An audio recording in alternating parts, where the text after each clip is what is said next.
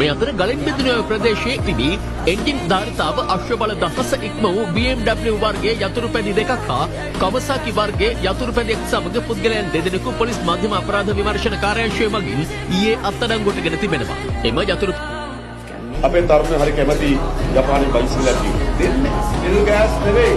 Japan bicycle ගේන්න අපි ගහලා දෙන්න. එහෙමයි රටවල් හදන්න.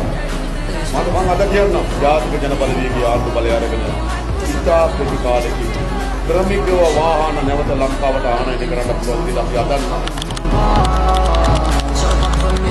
මේ අතර ගලින් බිඳුන ප්‍රදේශයේ තිබී එන්ජින් ධාරිතාව අශ්ව බල දහස ඉක්ම වූ BMW වර්ගයේ යතුරු පැදි දෙකක් හා කවසාකි වර්ගයේ යතුරු පැදියක් සමග පුද්ගලයන් දෙදෙනෙකු පොලිස් මධ්‍යම අපරාධ විමර්ශන කාර්යාංශය මගින් ඊයේ අත්අඩංගුවටගෙන තිබෙනවා.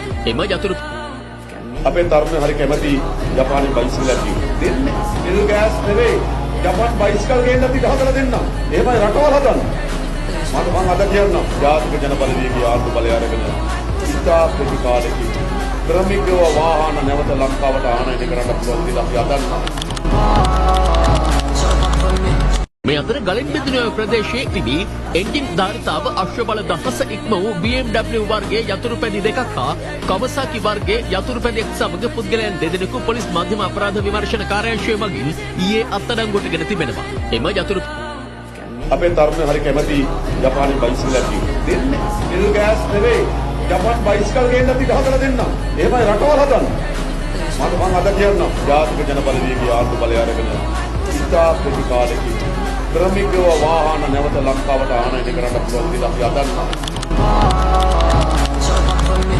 මේ අතර ගලින් බිඳුන ප්‍රදේශයේ තිබී එන්ජින් ධාරිතාව අශ්ව බල දහස ඉක්ම වූ BMW වර්ගයේ යතුරු පැදි දෙකක් හා කවසාකි වර්ගයේ යතුරු පැදියක් සමග පුද්ගලයන් දෙදෙනෙකු පොලිස් මධ්‍යම අපරාධ විමර්ශන කාර්යාංශය මගින් ඊයේ අත්අඩංගුවටගෙන තිබෙනවා. එම යතුරු අපේ තරුණයෝ හරි කැමති ජපානයේ බයිසිකල් ඇති දෙන්නේ. නිල් ගෑස් නෙවෙයි.